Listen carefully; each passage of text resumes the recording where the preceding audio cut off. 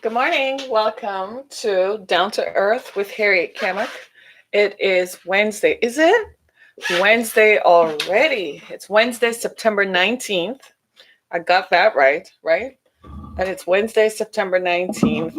And I think I'm losing my voice. So if I sound a little off putting, it's because I think I'm losing my voice. Hey, everybody. Hi. Just saying hello to everyone who is joining us. We're streaming on other platforms. And I just want to tell you thank you to Anchor FM for promoting our show and getting us on other platforms. For those of you who are just joining us, we're also available on Google Podcasts, right? Right? That's a good thing. We're on Overcast, we're on Postercast, and a variety of other platforms, including Spotify. Can't miss the big one, the big guys, right? So, as usual, go to other platforms and listen. So, if you missed this episode or you want to listen to other episodes, go to the other podcast so that you can hear what we have to say. Good morning to everybody who's joining us. I just want to tell you that I've had quite the morning, and I just thank God for grace and mercy. It's been a wild evening yesterday. I thought, it's one of those evenings and you think you go to bed, right? And you think it's the end of the day, and you're like, yeah, I survived. Yeah, I'm gonna go to bed. And then you get in bed and you're like, okay, there are a couple of phone calls I did make that I should make, and then you start calling and you start calling and you start talking. And before you know it, you're like, okay, so this is why I had to call you.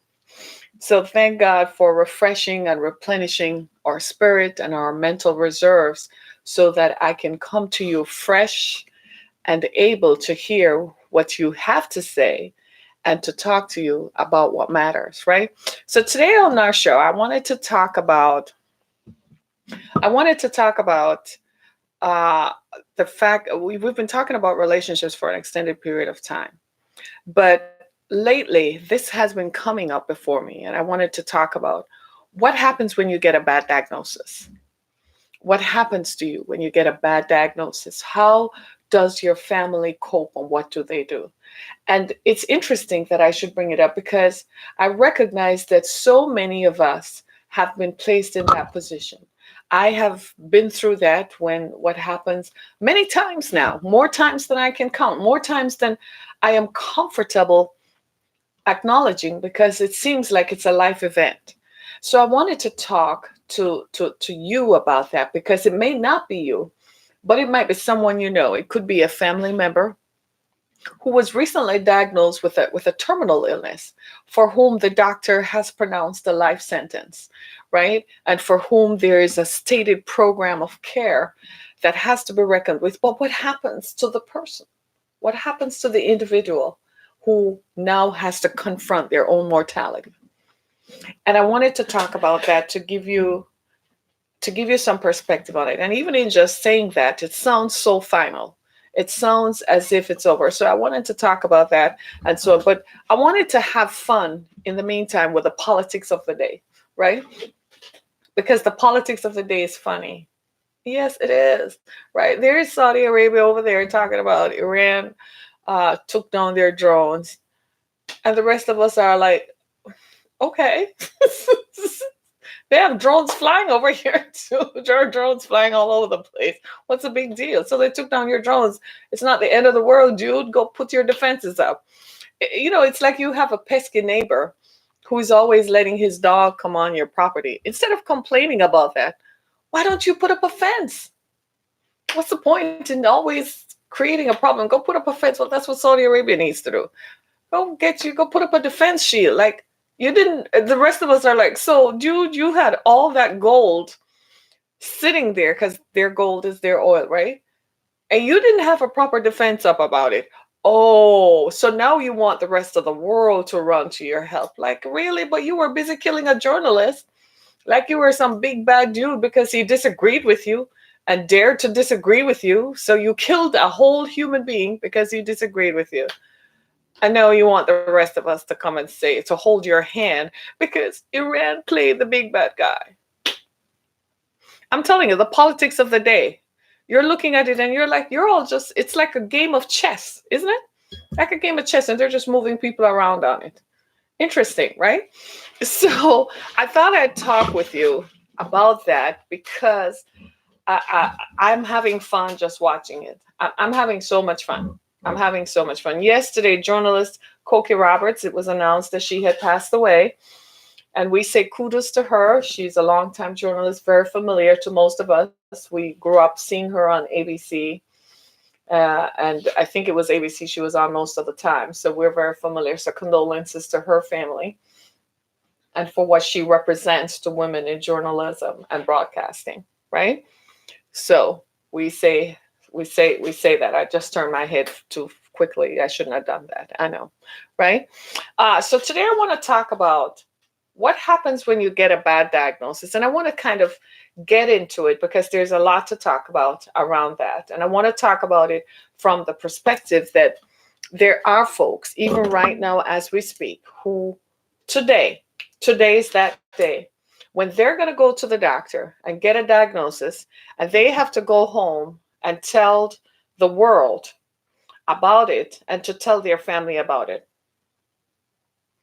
right? So I wanted to talk about that and to let you give give you some kind of perspective on it and to help you to navigate what do you do in those situations. I can talk about it because I've been there, I've experienced it. um, it's not the nicest place to be when you have to go home and tell your family that you got a diagnosis, because immediately you think of the ramifications and the implications for the family. So that's the first thing you think about. Because for some reason, especially when they pronounce a life sentence, they say 6 months, 8 months, 2 months, 3 months, a year, 2 years. Somehow, when they pronounce it, it doesn't ring true. If anybody has ever been in that position, it doesn't ring true. It's just like if you go to the doctor and they tell you that if you don't lose weight, then diabetes and uncontrollable hypertension is going to be a problem. If you have hypertension and it is very high, when you go to the doctor, they're going to tell you that your hypertension is too high. It will give you a problem, right? It's the same thing, right? What do you do when you go home and they give you a diagnosis? What if you're the breadwinner for the family, right? What if you are the main person in the family? One of the hardest things I have found is that when it's the mother, right? Because mom is whom the whole family revolves around. Even when the children are out of the home and they're grown, mom is still central, right? Mom is like ground zero. Mom knows everybody's schedule. She knows where everybody is. She knows who is married to who. She knows who is having trouble where, right? Mom is the director. She's the family mediator. She's the family organizer. She certainly is the strategist in the family. Because when you have issues and you call her, she said, well, why don't you talk to so and so? Or why don't you do so and so? So when it is mom, and now suddenly mom is facing a life sentence, initially everybody is frozen. Like they don't know what to do. They don't know what are they going to say because this is whom life revolves around. And that's when you realize whom life revolves around. So what do you do when it's you? If you're the mom, or if it's you and you get a life sentence, let's say hypothetically you're single and you go to the doctor, you've been having some issues for some time, and it's kind of funny. You might be young, right? Or relatively young or youthful in your perspective, and you go to the doctor and they tell you that something is wrong. What do you do? The first thing you're going to do is pray. Right there in the midst of that, you're going to pray. And you know what you're going to say? You're going to say, Father, thy will be done in my life. That's the first thing you're going to say, because what else can you say at that time? You don't know especially when they're going to give you an outcome and tell you that you have 6 months or 8 months. And then the second thing you're going to say is, guess what? Protect my family. Hover over my family. Because now you have to go and tell your family that your life has been impacted by this diagnosis. And this is a real thing for folks to deal with, because some of you might be young enough, but you have parents who are aging. So let's say you're in your 30s, your parents are in their 50s or 60s. It is not going to be uncommon for your parents to get a diagnosis. Sometimes they don't even tell their children. You know why? Don't hate them. They don't tell you because they know how it will affect you and they don't want you to be hurt. So sometimes they don't tell you until it's too, it's far gone, right? And then you're like, "But I could have done, I could have done." No time for recriminations. Just live in the moment, right? Let's say it's you. You are 35. How do you call your parents and tell them? Especially because you're in your 30s and your parents are in their 50s and 60s. And the first thing I'm going to tell you is that they would gladly exchange place with you because they don't want to see their child hurt. But what do you do when it is your young child?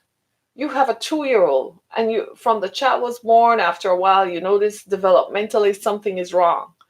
She's not progressing, he's not progressing according to children his or her age. What do you do? How do you process that? And how do you deal with it? I've come to you today to talk about it in a real way that I feel, I hope, is going to help you to navigate the corridors of human hurt. These are the issues that we confront. These are the issues that we have to deal with. When this show is done and the cameras are gone and the radio is turned off and you log out of the app and you shut the app, real life continues for a lot of people.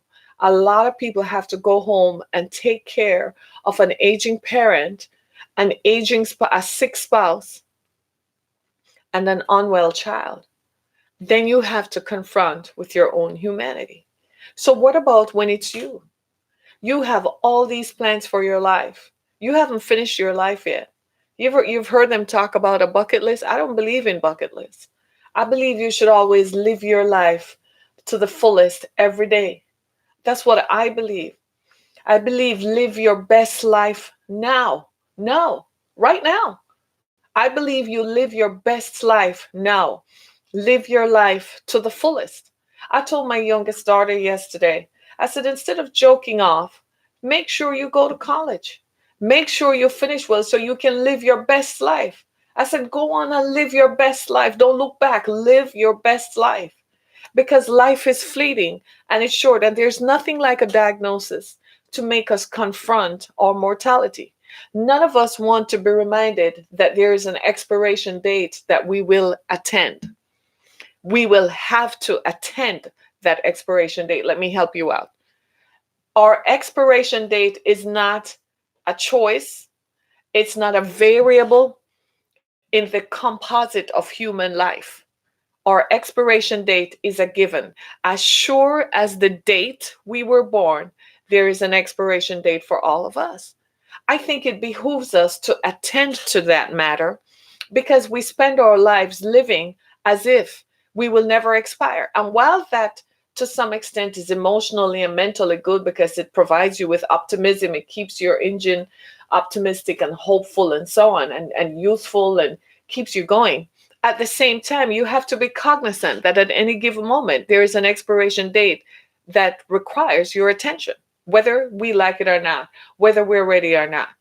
I don't believe everyone dies skating into it like, man, I'm glad I made it. No, I think most people are like, what? What am I doing here? I'm not ready yet. I didn't plan this. I didn't finish this. I didn't do that. I should have, would have.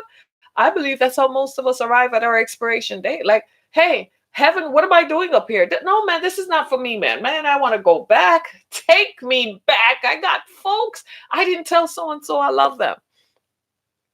I didn't tell so and so I forgave them.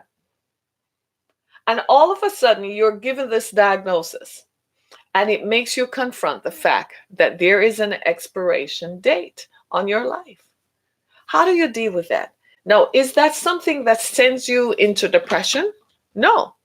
That's something that requires your attention because now you have to go and organize your life.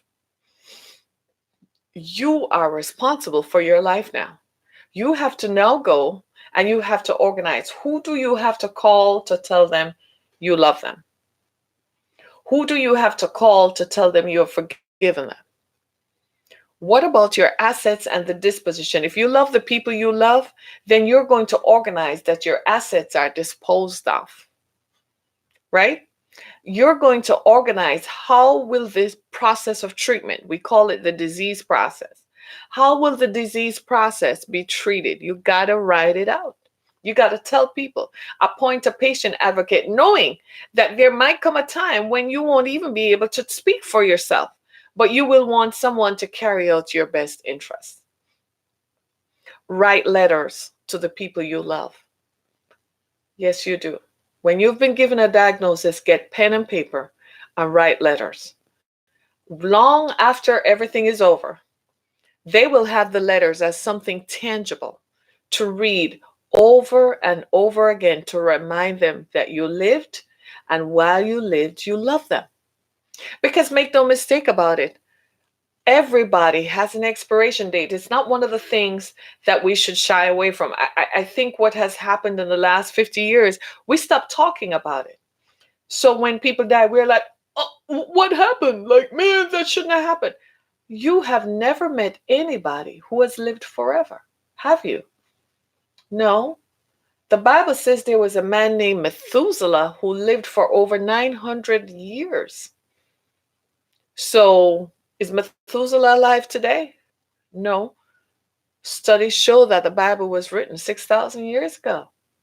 So where's Methuselah? And he went at a time that they were writing that. He had been dead a long time. But according to the writer, Moses, he had lived for 900 years. So you've never met anybody who has lived forever. And if you don't believe me, Henry Ford is not around today. Neither is Frederick Douglass. Neither is John Kennedy. Neither is his ex-wife, Jackie Kennedy. Right? Ronald Reagan is not around today. Right? Gerald Ford is not around. So you have never met anybody who has lived forever. So why do you think that you are going to live forever? The thing to do is to have a plan for your life. That while you're here, yes, you live gloriously. But you also have to take into consideration, what if something happens to me? What happens to the people whom I love? What will they do? So the minute you get a diagnosis, you start writing letters and you start calling and you have an honest conversation with the people you love. Make sure you tell them how much they mean to you. I cannot tell you how much that will mean to them. I've lived it.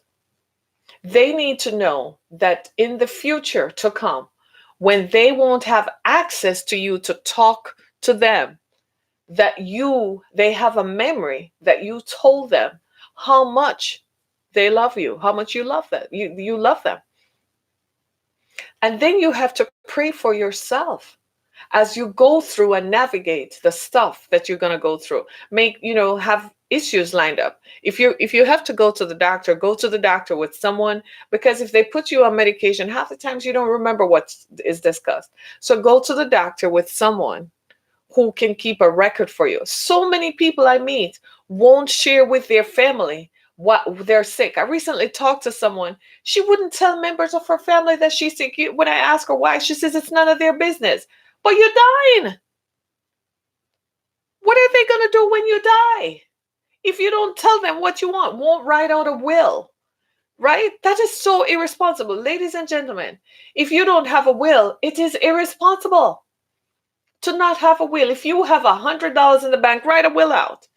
Somebody once said the ceiling is $4,000. I'm like, if you have $1,000 in the bank, write a will. It is so irresponsible to not, because everything then goes to court, and then your family members are sitting there in way land like, what happens now? Then you have sibling rivalry, and you have families start fighting over your assets. It is irresponsible to not write a will. Write it out. Leave it so people know what is it that you wanted them to do. Take care of them. Don't just live selfishly. In today's world, we're so selfish and self-centered. Everything is about us and me, the me time. Me, what I want, without thinking of the impact that it has on others. And that is a very selfish way to be. Yes, it is. Right? So write a will. So the minute you get a diagnosis, you pray about it. Right? You ask questions. And you write out a will. And you call a family meeting. and you give them the facts. And if needs be, in cases of chronic illnesses, sometimes the physician will offer to speak to a member of the family to explain the process, especially when surgery is required. So nominate one person, not everybody, because everybody has their own feelings, their own way. People will go crazy. So nominate one person, say, okay, everybody, Sandra, Sally, Ashley, May, Tom, Dick, Harry, Jack, John, Donald is going to talk to the doctor and come back and tell the rest of us what happened. Right? Have a list of questions. If it's you, have a list of questions because you want to know how this is going to impact your life. Can you go to work? If you can't go to work, at what point will you need to stop working? How will the disease interact with the current medications you're taking? How will the disease interact with the physical environment around you? Ask questions. Go to work and ask them what are your options for leave. Take it when it is necessary. Can you still work out? Can you exercise? What are the dietary restrictions? What you're doing is life. Look at it this way. You got to understand that at some point, we're all going to kick it out of here. At some point. Why are we making it so that it's like, oh my God, you were born to live forever? No one lives forever. Nobody. Not in this life. Not like this. Nobody. Right? Right. It's the gentlest way that I can express it so that you don't walk away thinking that, man, you're going to live forever. No one does. At some point, and especially today with all the plagues that are illnesses that are pervasive across the spectrum of humanity, not just here in America, but around the world, you begin to realize that there is a termination to life.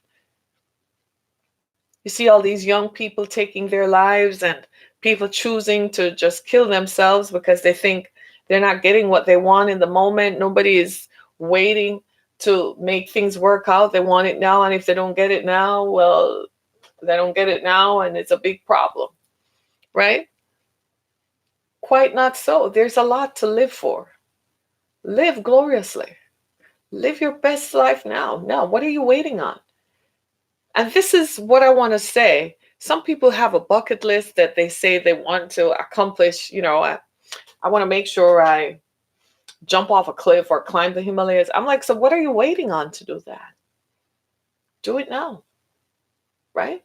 Some people say, well, I want to go to this or I want to. What are you waiting on? Why did you have to wait for a diagnosis to realize you have a bucket list in the first place? Right? Don't you agree with that? I know you do, right? You're nodding at me, right? Don't just have a bucket list. Do it now, right? Go do it now. What do you want to do? Every year you go on vacation, go to a different space, go to a different place, experience a different thing. Don't wait for a diagnosis. Live your best life now. So when you do get that diagnosis, what is running through your mind is not filled with regret, because regret is going to make you bitter. And bitterness is going to make you angry. And anger is going to do what? Create frustration. And frustration is going to give you a depression and you're going to act out. You're going to hate on the very people who are taking care of you because you're going to resent their youth, vitality, and their health. The fact that they have mobility and can get out. The fact that they're taking care of you. I kid you not. So make sure that you live your best life. Live your best life now. Live it now. Because what's going to happen once you get the diagnosis, it's all regret city. Oh man, I never did this. Oh man, I never did that. No, do it now. I am so glad I've had a chance to see a little bit of the world. Not all of it. I didn't go to all the places that maybe I should have gone to. I've never been to Africa. I've never been to Asia. I've been to Europe. I've been to South America. And of course, here in North America and some parts of the Caribbean.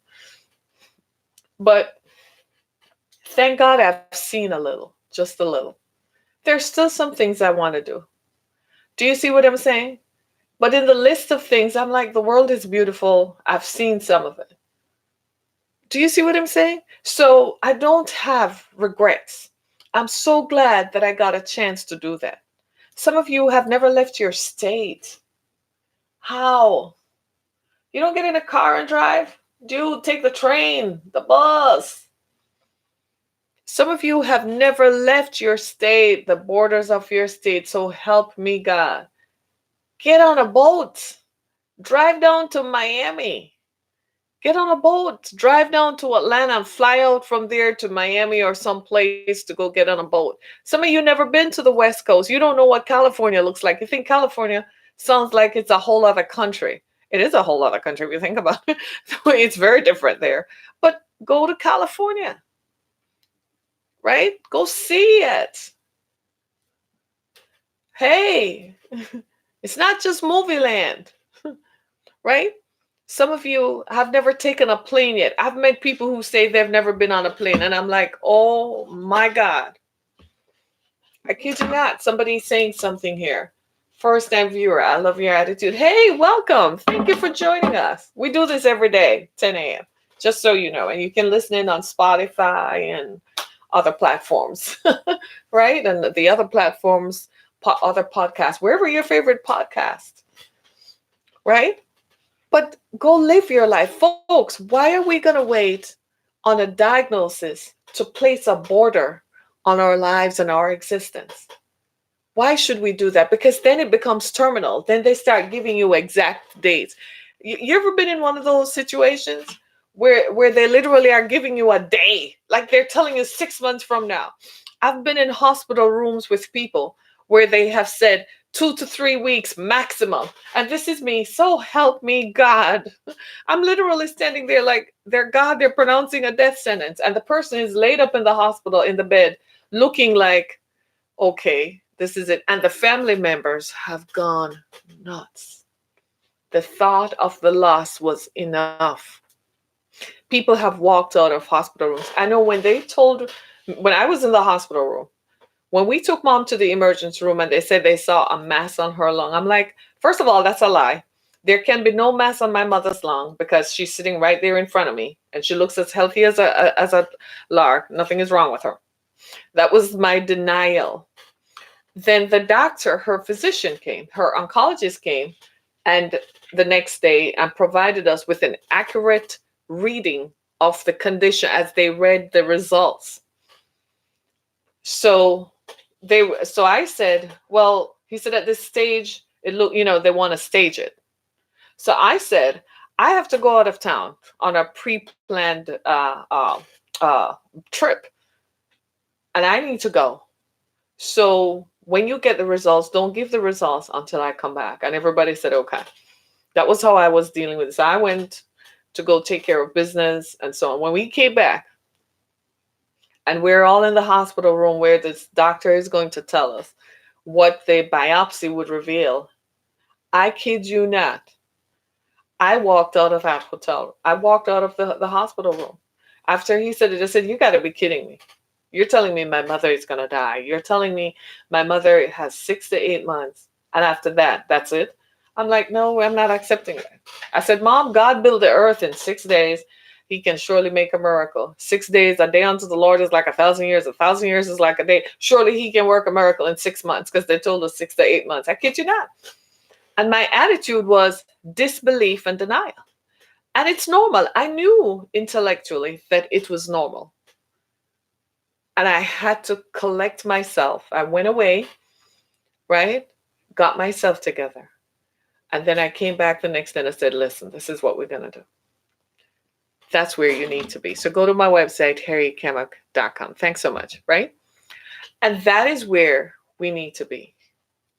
You need to be able to say, okay, here's what we're going to do. After the crying, I spent one night trying to figure it out.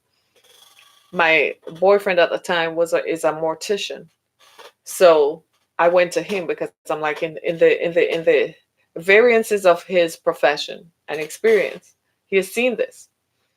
And I asked him and he said, the doctor said 6 to 8 months. He said 4 months. He said, what exactly did the doctor say? When I told him, he said 4 months. Believe it or not, she died 3 months and 2 weeks later. Do you see what I'm saying? But after that, I'm walking away from that initial diagnosis. I recognized that I had to be strong for everybody else, including my mother. So I knew that. So I went and dealt with it. And then the next day I called everybody and I said, listen, this is what we're going to do. Right? So that's what you do. It's okay to flail around. It's going to shock you. Some of you are going to be so shocked when you get that diagnosis. It's completely unheard of, never expected, never thought this could ever happen to you. You're just going along and living your life. You knew something was wrong, but not that wrong. Maybe you had a headache or two and you think it's just a headache. You were never thinking they were going to find a thing in your brain. Like a whole tumor been living inside of your head all this time and you never knew and you functioned. And now all of a sudden you're confronted with this reality and all of a sudden life becomes something else. Right? What do you do? What do you do? Right? What do you do when you confront with this? Here you are, you're just going along. And all of a sudden you're confronted by this one thing, that something has gone very wrong in your existence. What do you do?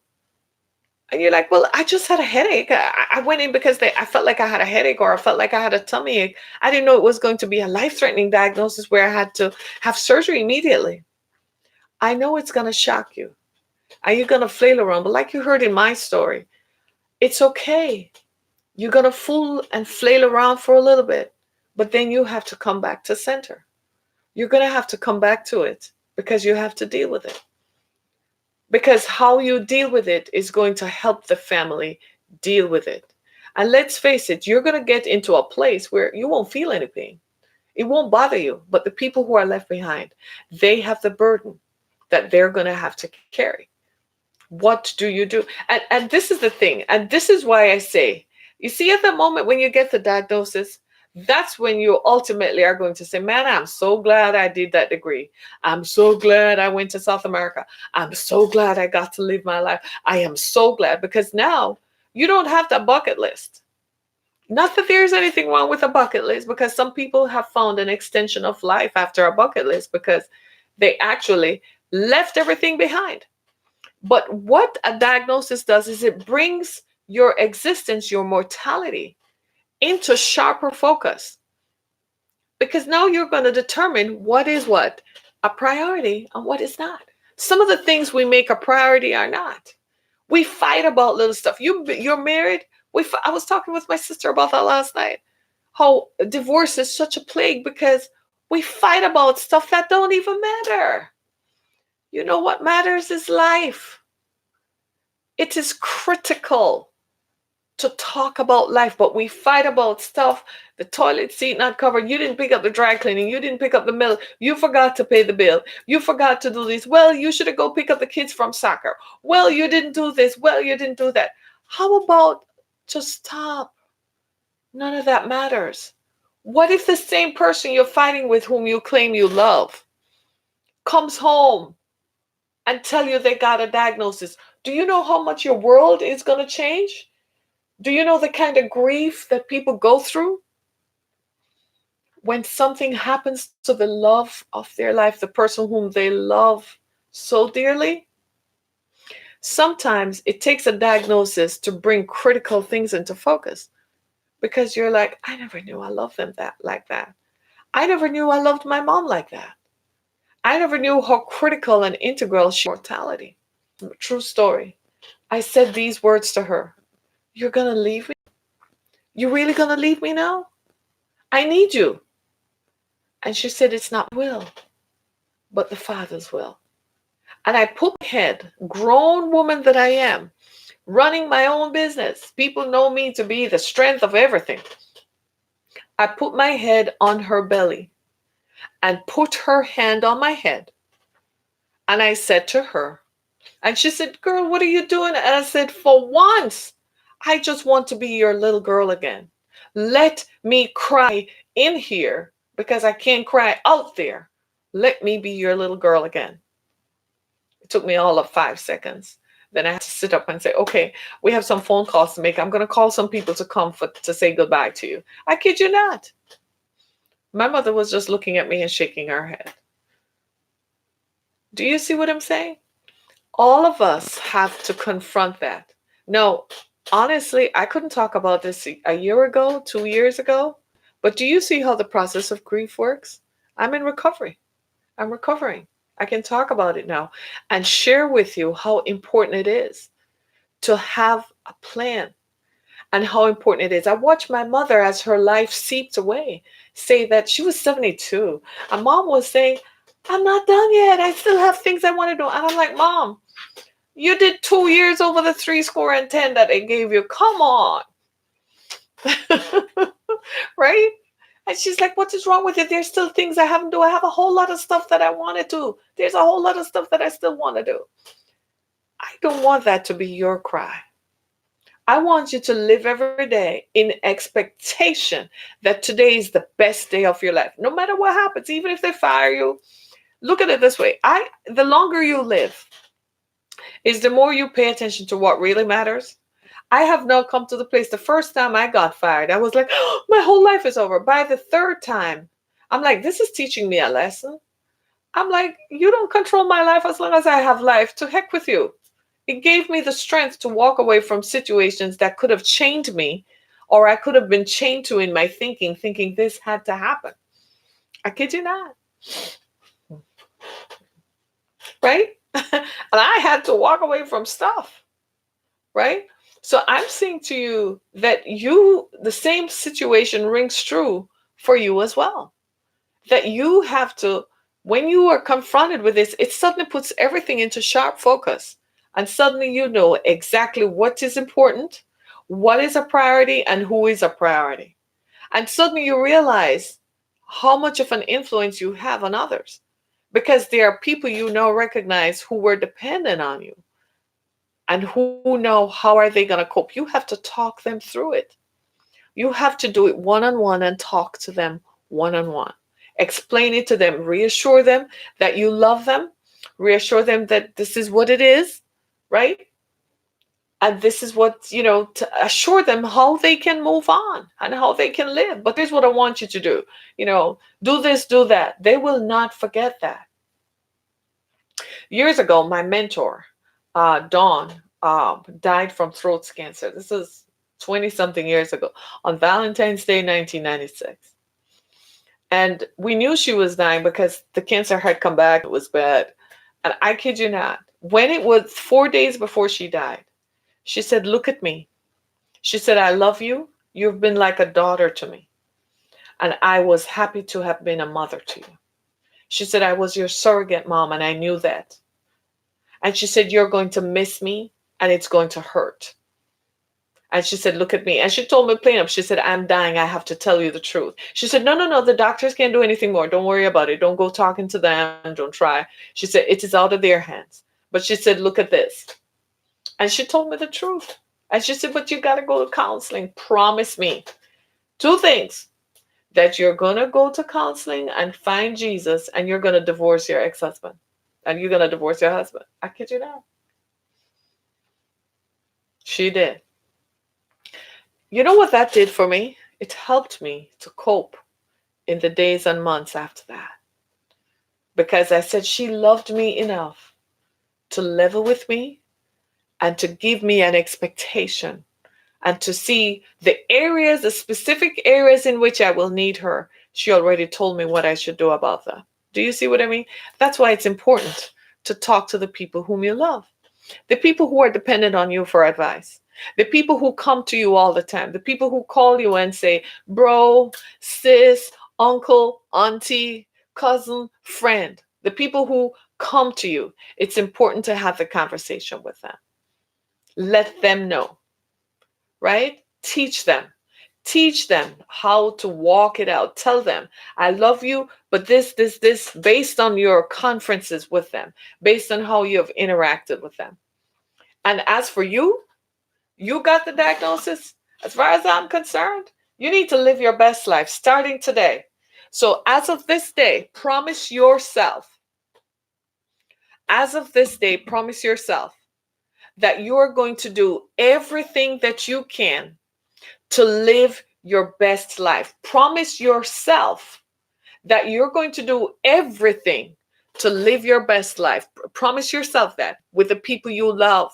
Stop fighting over little nitty gritty things. My people, hear what I am saying. Stop the fights. It's not important. Stop fighting about the little things. Focus on the big things. When stuff starts coming up, ask yourself, what's the takeaway here? What's the bigger agenda? What is it that I should focus on instead of this little stuff? Stop fighting about you didn't pick up the groceries. Hell, go order groceries, they'll deliver it. Go pick it up outside the grocery store. If you really want to, they'll deliver it too. Right? Oh, so you didn't cook today? Okay. So can we have enough money? Okay, let's order something on DoorDash or Grubhub or whatever. Do you see what I'm saying? Stop fighting about the little things. So you didn't do the laundry. Okay, so the laundry is downstairs. The laundry is right around the corner. Go get the clothes done. You didn't pick up any milk? All right. Well, we can do it. We have some other kind of milk. We can wait till tomorrow, right? Right. In other words, what I'm saying is focus on keep the main thing, and live your best life. This is Harriet Kamak. Thank you so much for joining us. Go to my website, harrietkamak.com, for more information, right? Live your best life. We spend way too much time fighting over the little stuff. We spend way too much time arguing about things that are not quintessential to life. And all you do is create more stress and more stress and more stress and more stress. And oh my God, you don't even want to go home. Oh, I don't even want to talk to him. Oh, I don't even want to talk to her. Make the main thing the main thing. And keep the main thing the main thing. Right? Love the people you love every day.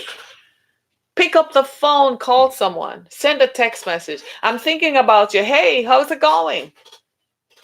People know me because I'm going to be like, hey there, how's it going? That's me all day. Trusting all is well. That's how I greet folks. Hey there, how's it going? If I think it's been a while, maybe they didn't save my number, I'll say, this is Harriet Kamak. Trusting all is well. You'd be surprised how people respond. Tell people I love you and I believe in you. At that moment when you get that diagnosis, tell them, I believe in you that you're going to accomplish what you set out to do. Right? And love. The Bible says, there is faith, hope, and love. But the greatest of these I have found is love. If we can find love, and if we can love someone and love the people we love more than we love ourselves, you will live your life so happy that no matter what comes, sickness, disease comes,